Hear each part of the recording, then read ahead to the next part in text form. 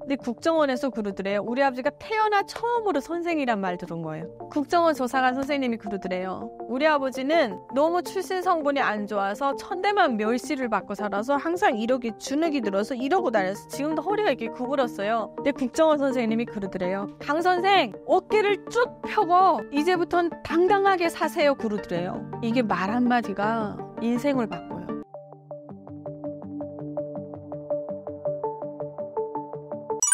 가족들의 탈북을 도와 한국에서 재회한 스토리가 감동적인데요. 어떤 상황이었나요? 저는 막내거든요, 집에서. 이녀 일남 중에 제가 막내예요. 막내인데 참 저를 아주 그냥 우리 구독자님들께서 효녀 심청이라고 불러줍니다. 왜냐면 저는 제가 제일 잘했다고 인생에서 꼽을 수 있는 게 탈북이었고요. 그리고 사랑하는 가족들을 이 땅에 데려온 거거든요. 제가 아까 2부에서도 얘기했지만 그 외로움 속에서 견뎌내고 이겨낼 수 있는 하나의 유일한 방법은 그 힘은 가족을 한국으로 데려오는 거였어요. 그거 외에는 우리 가족이 인생이 뒤바뀔 일은 북한에선 지구가 바뀌어도 없어요. 그래서 정말 죽기 살기로 돈을 모아서 연락을 해서 탈북한 지 1년 만에 제가 그때는 한 4천만 원 모으기 전이에요. 그때 딱 400만 원 모았을 때 연락을 했는데 통화하다가 아버지 어머니가 보이부 도청에 걸려서 잡혀갔어요. 그래서 돌아가셨다는 소리를 듣고 자살도 시도했었고요. 너무 사는 게 힘들어서. 저의 꿈 하나는 가족을 데려와서 이 땅에서 그냥 일반 사람들처럼 사는 거였는데 도대체 가족이 가족을 만나고 가족과 통화하는 게 이게 죄가 되는 세상? 너무 억울하고 부모님도 그렇게 돌아가셨다니까 제가 살아갈 용기를 잃었어요. 그래서 자살을 하려고 했었는데 그때 자살 방법이 뭐냐면 수면제였어요. 근데 한국의 한 언니가 아는 언니가 그날따라 해맑은 목소리로 저한테 고기 먹으러 오라는 거예요. 자기 집에. 고기 먹으러 갔어요. 제가 왜 갔냐. 그 언니가 너무 따뜻한 목소리로 은정아 뭐해 우리 집에 고기 먹으러 안 올래? 이 얘기에 천사가 말하는 것 같더라고요. 외롭던 저에게 그 말이 위로가 됐어요. 그래서 그 순간을 면했죠. 그래서 산 사람은 살아야지 하고 열심히 이제 돈을 모아서 4년 만에 저는 부모님은 돌아가셨다니까 언니와 오빠는 행방불명됐다고 그랬어요. 행불됐다는 얘기를 들었었는데 우리 언니와 오빠를 찾을 결심으로 저를 팔아먹은 그 언니를 찾은 거예요. 제가 돈을 줘가면서. 이름도 귀여워요. 복실이에요. 내가 당신이 나 팔아먹은 거 내가 다 안다. 근데 솔직히 그 덕에 제가 또 한국 온 거잖아요. 감사하게 생각을 하고 더 이상 묻지 않겠다. 우리 언니 오빠 좀 찾아와라. 심부름 값은 따블로 주겠다. 그때 전화통화만 연결해주는 게 30만 원이었어요. 한 60만 원 보냈죠. 바로 다음날 데려왔더라고요. 그래서 통화했는데 우리 아버지 엄마더라고요. 돌아가신 줄 알았는데 살아 계셨더라고요. 그 이유가 제가 써놓고 나왔던 편지에 뭐 수령이 좋고 당이 어떠고 막 이런 그 충성심이 가득했어요.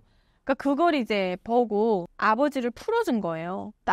딸한테 다시 연락이 오면 조국으로 돌아오게 하세요. 그래서 뭐 나와서 계셨는데 이제 브로커들이 안 가고 장난질하고 저한테 돈만 받아먹은 거죠. 돌아가셨다고 사기치고. 그래서 이제 그때 아버지 엄마 한국으로 오세요. 그래가지고 온 가족을 이제 다 뺀 거예요. 제가 탈북을 이제 성공을 한 거죠. 그래서 결국에는 언니, 오빠, 아버지, 엄마를 제가 탈북한 지 만 4년 만에 2008년 1월에 나와가지고 2011년 12월에 이제 우리가 하나원에서 다 눈물의 상봉을 한 거예요. 와, 근데 10년이면 강산이 변한다는 말이 있는데 4년 만에 강산이 한 10번은 변했더라고요. 우리 아버지 어머니 얼굴 보니까 그냥 여기 한 8, 90난 할아버지 할머니들도 그렇게 주글주글하고 늙지는 않으셨어요. 정말. 야, 백발머리에 이빨이 다 나가셨고 그냥 주글주글 키도 작고 못 먹어서 애소한 그 모습들. 아, 참 눈물 나더라고요. 그래서 저는 그때 없는 주제 가족 내려오는 게 한 4천만 원 좀 더 들었거든요. 모자라는 건 조금 대출을 받았었는데 그 상황에서도 배짱은 있어갖고 차를 제가 할부로 뽑은 거예요. 왜냐하면 단간부들이나 타는 이 자가용 차를 내가 끌고 가서 우리 아버지 엄마 한국 내딛는 그 순간을 내 차에 모셔오고 싶은 거예요. 그래서 삼성 SM3 자동차 1,400인가? 그거를 할부로 제가 담대하게가 끊었어요. 그리고 운전면허를 땄는데 그러니까 운전면허 먼저 따고 이제 차를 뽑는데 운전면허 9번 떨어지고 10번 만에 붙었습니다. 강서 운전면허 시험장에서 그쪽은 보기도 싫어요, 이제. 누구 탓할 건 못 됐는데 제가 이렇게 공부를 못하는 인간인 줄 한국에 와서 알았어요. 그래가지고 하나원에 제 차를 끌고 들어갔어요. 상봉하러 갔는데 와, 우리 아버지가 그때 저를 처음 볼 때 저한테 저랬던 것 같아요. 이런 나라에 데려다줘서 고맙다고. 아버지가 그러면 안 되는데 근데 사실 우리 아버지가 그럴 수밖에 없었던 게 한국 못 오겠다고 엄청 고배지려고 하고 애를 먹었거든요. 그래서 중국에서 돈을 줄 테니 그 돈 갖고 돌아가세요 하고 저도 이제 거짓말 작전으로 유인해서 탈북시키고 거기 중국에서 아버지가 한국에 대한 현실을 보게 하고 그러니까 아버지가 강요가 아닌 스스로 깨어서 오셨거든요. 그러니까 오면서 아버지도 저랑 똑같이 느꼈을 거 아니에요. 국정원에서 제가 느꼈던 것처럼. 근데 국정원에서 그러더래요. 우리 아버지가 태어나 처음으로 선생이란 말 들은 거예요. 국정원 조사관 선생님이 그러더래요. 우리 아버지는 너무 출신 성분이 안 좋아서 천대만 멸시를 받고 살아서 항상 이렇게 주눅이 들어서 이러고 다녔어. 지금도 허리가 이렇게 구부렸어요. 근데 국정원 선생님이 그러더래요. 강 선생 어깨를 쭉 펴고 이제부턴 당당하게 사세요 그러더래요. 이게 말 한마디가 인생을 바꿔요. 그때 아버지가 엄청 위로를 받고 힘을 얻고 이제 하나원에서도 이제 얼마나 많이 느꼈겠어요. 서울 구경도 나갔다고 소풍 체험도 시켜주는데 그때 아버지가 다 느끼셔가지고 저한테 그렇게 고맙다고. 그래서 내가 그랬어요. 아버지는 전 다음 생에 태어나도 똑같이 할 거예요. 그리고 차를 이제 구경을 시켜줬죠. 완전히 우리 아버지가 눈이 돌아가더라고요. 그때 제가 준비해 갔던 음식이 삼겹살이었어요. 하나원에 가면은 그 식구들이랑 면회 시간을 줘요. 그래서 제가 삼겹살을 구워드리려고 다 준비를 해가지고 가서 이렇게 먹여드렸는데 삼겹살 이런 거는 국정원에서는 안 줬던 것 같아요. 근데 하나원에서도 못 먹어봤고 그때는 밥만 맛있게 나왔던 것 같은데 매일 몇 개 바뀌고 우리 아버지 엄마가 삼겹살 고기를 드셔보시고 아주 그냥 너무 맛있어 하는 거야. 나 갑자기 삼겹살 먹고 싶다. 그래서 아버지 또 한국 소주를 한 잔 따라 드렸죠. 근데 그때 그 면회 시간에는 그 한 잔 정도는 그때 허락을 해줬어요. 야, 우리 아버지가 너무 행복해 하시고 우리 엄마도 너무 행복해 하고 우리 오빠 언니는 뭐 이유도 말할 수 없이 좋아하고 그때 우리가 솔직히 북한에서 가정이 많이 싸웠어요. 가난이 싸움이라고. 먹을 게 없으니까. 그냥 툭하면 싸우고 이랬는데 이렇게 행복해하는 가족의 모습을 제가 27살에 처음 본 것 같아요. 그날의 그 감격을 제가 잊을 수가 없어요. 그래가지고 아버지 하나원 퇴소하는 날 이제 집을 배정받고 나오셨을 때 제 차에 또 딱 모시고 처음으로 외식이라는 걸 해본 거예요. 우리 온 식구가.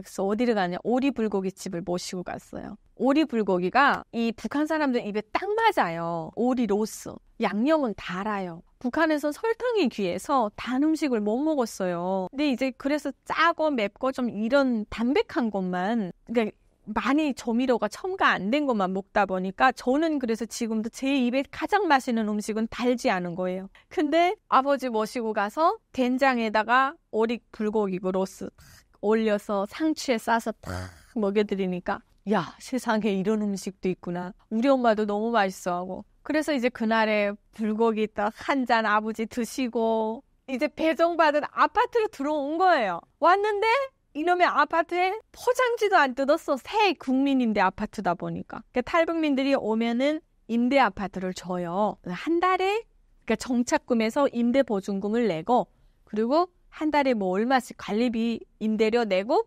6개월은 생계비가 나와요. 그 오간에 일자리를 구해야 돼요.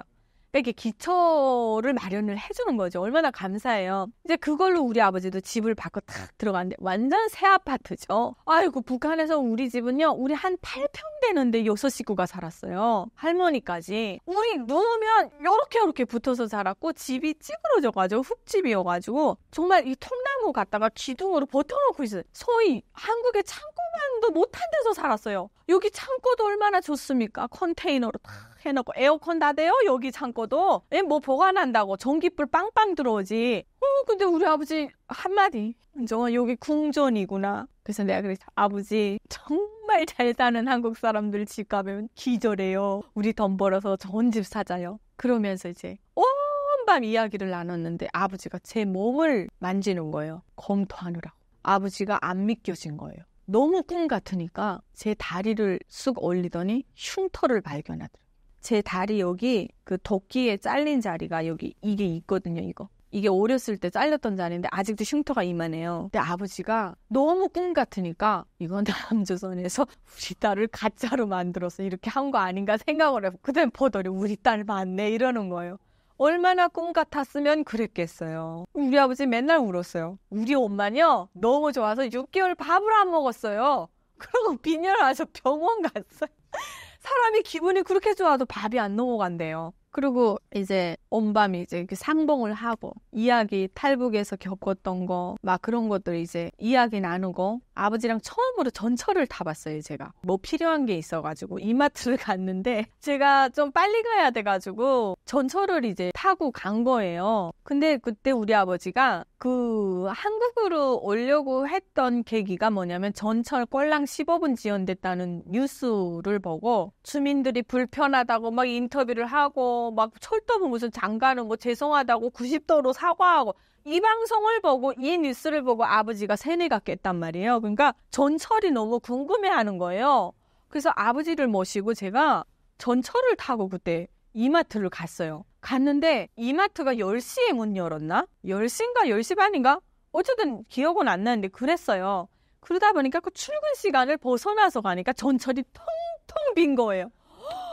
아니 이렇게 텅텅 빈 차를 사람도 안 태우고 달린다고 우리 아버지가. 아니 그리고 여기 앉았다가 저기 앉았다가 완전 어린 애란 말이에요. 그리고 딱 내려가지고 이마트를 올라갔는데 그거 혹시 이마트 첫 시간에 가보셨어요? 직원들이 딱 서서 고객 들어오잖아요. 어서 오세요 고객님 인사해요.